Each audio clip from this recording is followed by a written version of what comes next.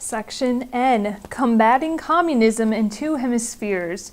So let's start with one hemisphere at a time, okay? First, we're going to talk about the Dominican Republic. In the Dominican Republic, there was a revolt against the military government there in April of 1963, and Johnson sends 25,000 troops down to the Dominican Republic to restore order and to prevent, as he says, communist conspirators from taking over. Well, the problem with that was there was actually no proof that these rebels were communist. He kind of jumped the gun there, sort of speaking. So he was heavily criticized for this action, criticized for what they called gunboat diplomacy. So that's one hemisphere. Next hemisphere, we're talking about Vietnam. What is supposedly a civil war between North and South Vietnam is becoming more and more a war of America against communism. Okay, so what has happening is in the north we have the Viet Cong guerrilla warriors, guerrilla troops here. What they do is they attack a U.S. air base in February of '65. So because they attacked the U.S. air base, Johnson decides to start ordering bomb raids of North Vietnam.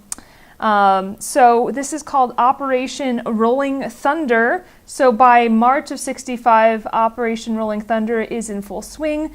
The U.S. is regularly dropping bombs or having full-scale bomb attacks against the North Vietnamese. Also, by the end of '65, we have a lot of ground troops actually in Vietnam. We have about 184,000 American troops, and most of these are actually in South Vietnam searching for Viet Cong who are kind of hiding out there. And Johnson's whole theory when it comes to Vietnam is gradual escalation, saying by step, slowly cranking it up a notch, cranking it up a notch, cranking it up a notch. However, it doesn't seem to work, and it never actually does work, because every time we kick it up a notch, on the other side, North Vietnamese also kick it up a notch. They send in more men. They have more cunning ways to fight, that sort of thing. So we're kind of in a mess here. And like I said, South Vietnam is becoming more and more a spectator in their own war. This is supposed to be a civil war between the North and South Vietnam, but more and more we see fighting increasingly Americanized. And especially because the government in South Vietnam, based out of Saigon, it continues to change. So there'll be a new leader, he's really corrupt, he's thrown out of office, they have a new guy and a new guy. So the cycle of leadership in South Vietnam isn't stable.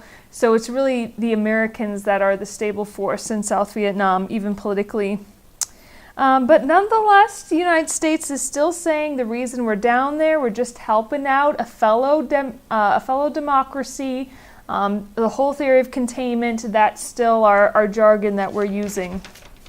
Okay, so by 1968, there's about 500,000 or 500,000 troops in Vietnam, and it costs the United States about $30 billion with a B dollars each year. So things are definitely heating up, shall we say. Okay, Section O, Vietnam vexations. So the world opinion on this conflict is definitely becoming more and more hostile. For example, several nations kick out the American Peace Corps workers. France, President of France is Charles de Gaulle. He actually takes France out of NATO in protest. And, because we're focusing so much of our manpower and energy on Vietnam, we see, our relations hurting other places. Let me explain. This section kind of has a funny little detour in it. So a detour way from Vietnam to the Middle East. Okay, what we're talking about is the 6 Days War. Okay, so the 6 Days War, what happens is Israel, our friend, right, the United States friend, Israel is attacked by Egypt, Syria, and Jordan. Egypt, Syria, and Jordan are backed by the Soviets. So Israel is attacked. However, surprisingly to most of the world, Israel just creams them. Israel's attacked, but Israel takes them on and wins. So in June of 67, they win this 6 Days War, so they actually gain more territory. They go into the Gaza Strip, the West Bank, some of the Sinai Peninsula, that sort of thing. So their victory causes them to gain new territory, and with that new territory, they gain new civilians, right? So now about a million Palestinian Arabs are under control of Israel. That can be a problem. So we have 1 million new Israelites who happen to be Palestinians, and then we have about 350,000 of those Arabs that live in that territory actually just leave. They go to Jordan, they get out of there, they don't want to be under control of Israel. Okay, so this is going to be the start of a very long conflict between the Israelis and the Palestinians. We'll see this is where Yasser Arafat comes in.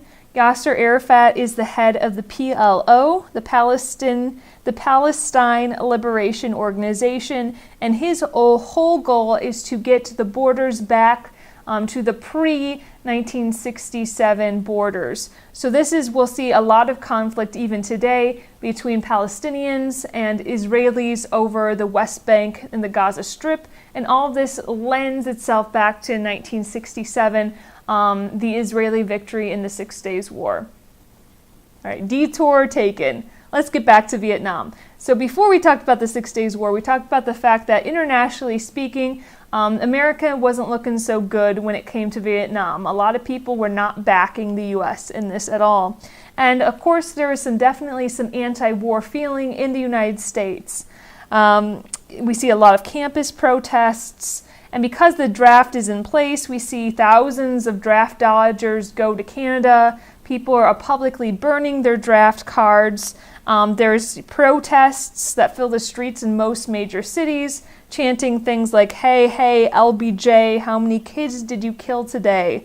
So a lot of protest. And of course, Vietnam is a televised war. So Americans the war kind of pricks their conscience. They're seeing these poor Vietnamese peasants, their huts are being burned. Their huts are being burned. We see napalm, that poison, being spread on friend and foe alike. And just it really pricks the conscience of Americans to see all of this death and destruction. In Congress, the anti-war fraction of Congress is really headed by the Committee on Foreign Relations, and this is a Senate committee.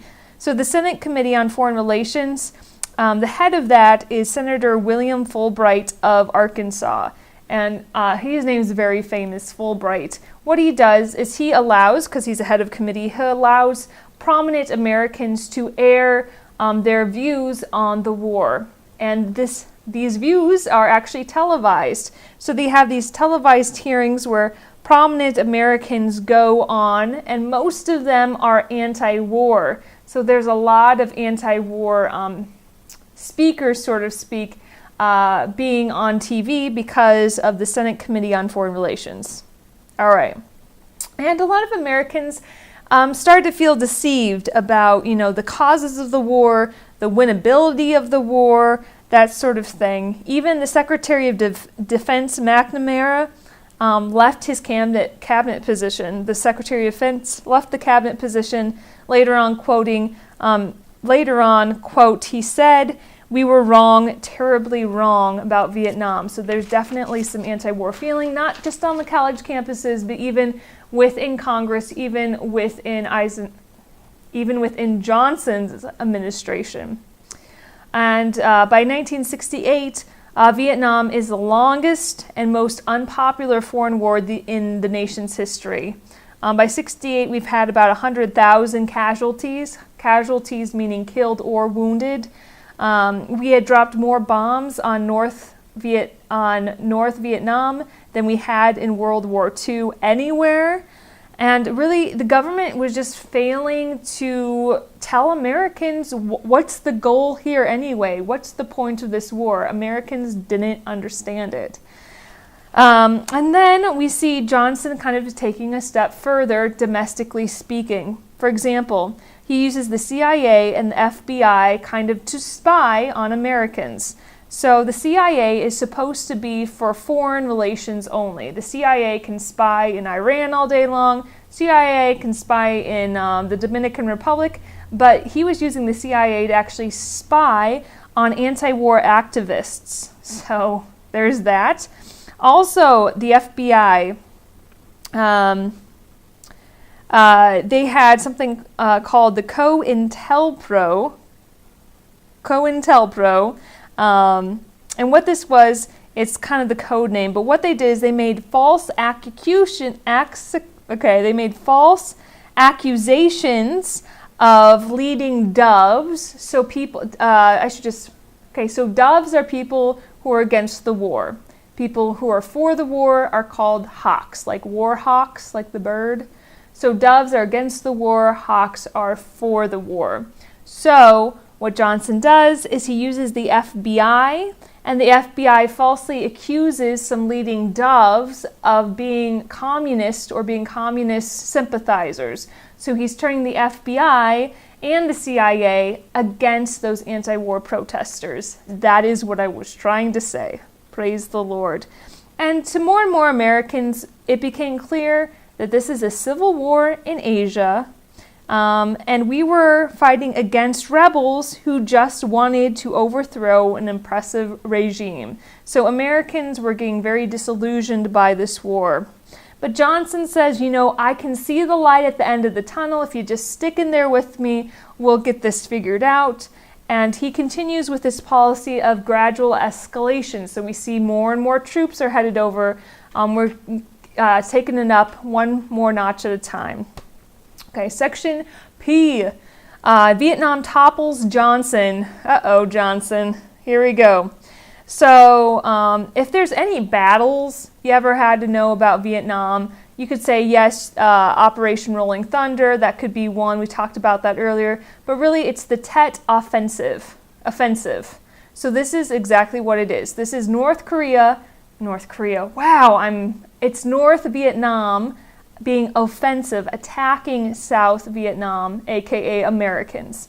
So what happens? It gets the term Tet because Tet is the Vietnamese New Year, and this attack happens during Tet. So the Tet Offensive is in January of 1968, and all at once they launch attacks on 27 key cities in South Vietnam, including the capital in Saigon. Okay, Americans are able to beat them off, but what this really shows is that policy Johnson's so clinging to, the policy of gradual escalation, is just not going to work. So why the Tet Offense is a loss militarily to the Viet Cong or to the North Vietnamese is definitely a political victory for the Viet Cong, because after the Tet Offensive, Americans are almost even more turned against the war, saying, Johnson, your policy, your idea of how to win this war is just not going to work. All right. But that being said, Johnson is not a heartless man. His staffers say that he would write or he would sign letters of condolences to fallen soldiers. Their families of the fallen soldiers. And when he was doing this, he would cry sometimes. It really took to heart. He felt very responsible for every single life lost. Sometimes at night he would sneak away to a small Catholic church in D.C. and pray with some monks. Why not? I would do it. So it definitely did hurt him as well. He's not just this heartless man here either. Okay, so the idea is the 68 elections were coming up, and Johnson was eligible to run in 68. Johnson is a Democrat, of course, because Kennedy was a Democrat and Johnson was his VP. So we see two other Democrats really starting to put their names forward already in the 68 election besides Johnson. We see a senator from Minnesota. His name is Eugene McCarthy. Not like Senator McCarthy with the Red Scare. This is a different guy. Senator from Minnesota, Eugene McCarthy, very soft-spoken, very devout Catholic, but behind him he had an army of anti-war college students campaigning for him. Also, another Democrat we see is JFK's younger brother, the former Attorney General Bobby Kennedy, or Robert Kennedy, depending on how you know him, Bobby Kennedy, senator from New York now, a very, very outspoken dove, meaning very, very, very against the war. He throws his hat into the ring as well. So there's really kind of 3 Democrats already putting their names out there for the 68 election. So this is what Johnson decides to do. On March 31st of 1968, LBJ said that he would freeze American troop levels, so he's not going to send any more. He's going to de-escalate the war, so to speak. He's not going to send any more troops in there, and he was going to scale back bombings. And in that same speech, he declared that he would not run for the presidency in 68. Okay. And after this, North Vietnam agreed to start peace negotiations in Paris, but these peace negotiations were very, very, very slow, weren't going to really get anywhere quickly. Okay, but the peace negotiations do start in 68. All right, section Q, the Presidential Sweepstakes of 1968. All right, so we're talking about the Democrats still. We talked about McCarthy and Senator Kennedy are running. We know Johnson's not going to run, but really the person who comes out as the forerunner is actually neither of these guys. It's actually Johnson's VP, and that is Hubert Humphrey, also a senator from Minnesota, former college professor, that sort of thing. So for the Democrats nominee, we have former vice president in the lead, Hubert Humphrey, but then also Senator McCarthy and Senator Kennedy. All right. However, Senator Kennedy, unfortunately, on June 5th of 1968, he is actually assassinated. He is shot to death the night of the California primary by a young Arab who resented Senator Kennedy's pro-Israel stance. Once again, huge national news, just more tragedy for the Kennedy family. I think Bobby Kennedy, I don't know the number, but he had a lot of young kids as well, so it was a very tragic thing. All right, so Senator Kennedy was actually the leading dove, the leading candidate for the anti-war section of the Democratic Party. So now we have, fresh on the assassination of Senator Kennedy, we have the 68 Democratic Convention, and this is going to choose the 68 Democratic nominee. And this is held in Chicago, and more or less this is a hot mess because anti-war protesters from across the country are going to gather in Chicago to kind of protest the war, but also to try somehow to get an anti-war platform or an anti-war candidate, which is of course a long shot.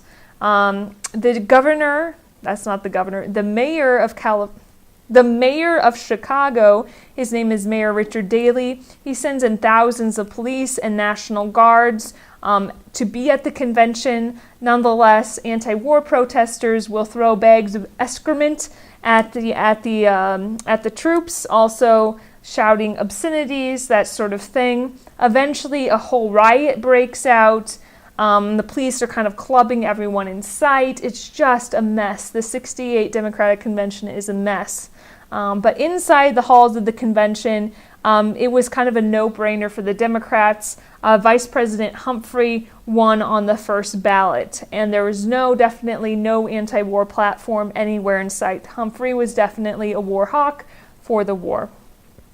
Okay, Democrats, way to make things complicated in 68.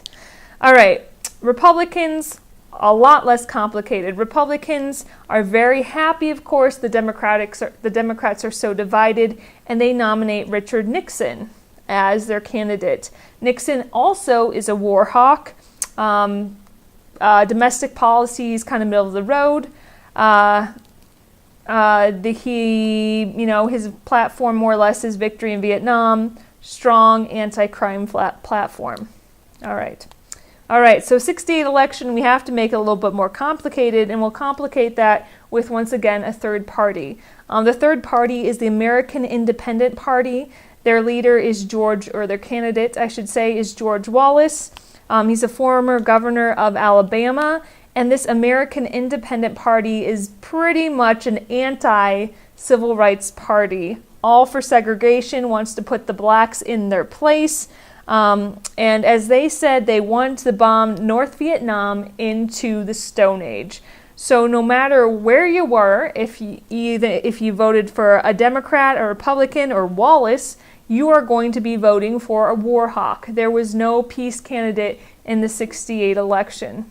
Because of that, a lot of doves actually refuse to vote. They stay at home. And we'll actually see Nixon win. Nixon gets 301 to 191 by Humphrey. And really the reason Nixon won is Humphrey is hurt by his LBJ connections, because no one really likes Johnson. They blame Johnson for a lot of stuff. So because Humphrey was his vice president, that kind of tarnishes his reputation as well, sort of speak, because they're connected. So Nixon will win. And of course the Democrats are divided, so that's always a good thing for the Republicans as well.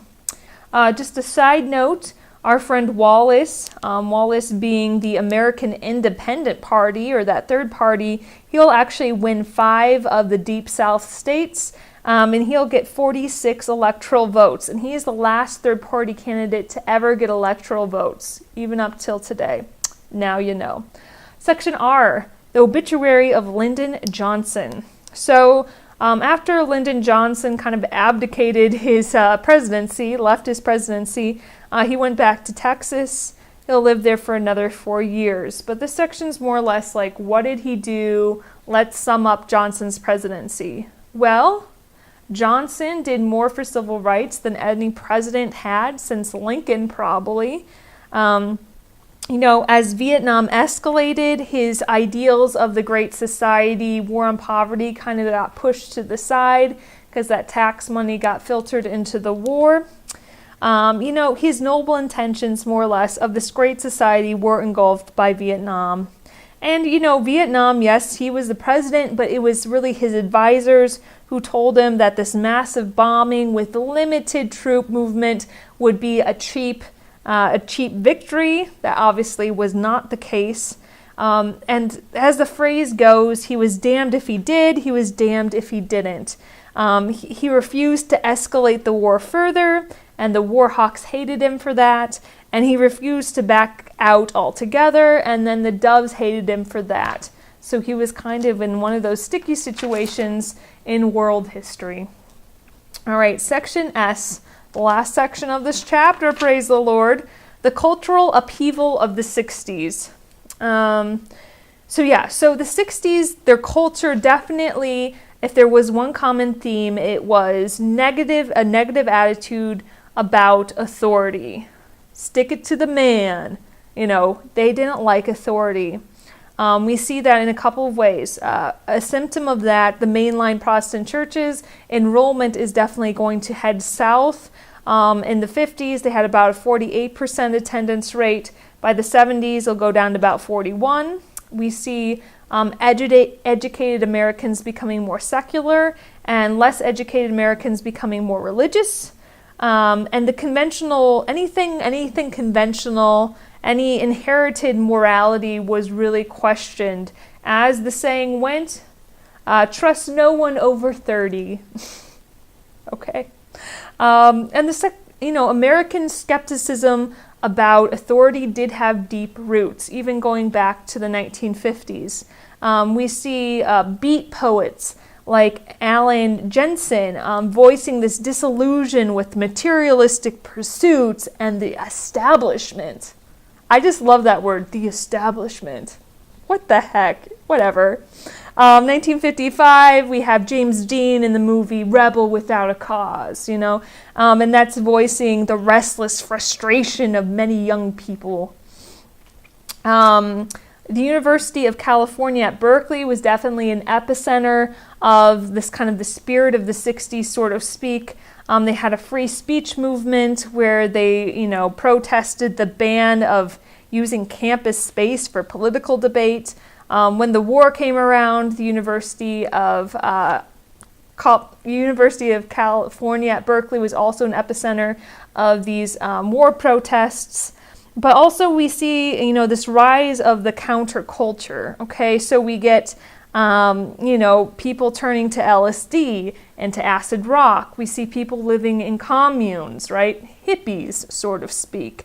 And it really, it's not just in the United States, but this is happening, kind of this anti-authority movement is happening all across the world, especially within this baby boomer generation that's kind of coming of age. Specifically, the year 1968, everything is happening in 1968. There's revolutions all over the place. It's a very rocky year, very stormy year. The stormy 60s, right? The title of the chapter, okay? And actually so much so that 68 is synonymous in many languages as being unrest. So 68 is just connected with unrest. So from Berkeley to New York, from West Berlin to China, there's a lot of unrest in the 60s, especially 68, I should say.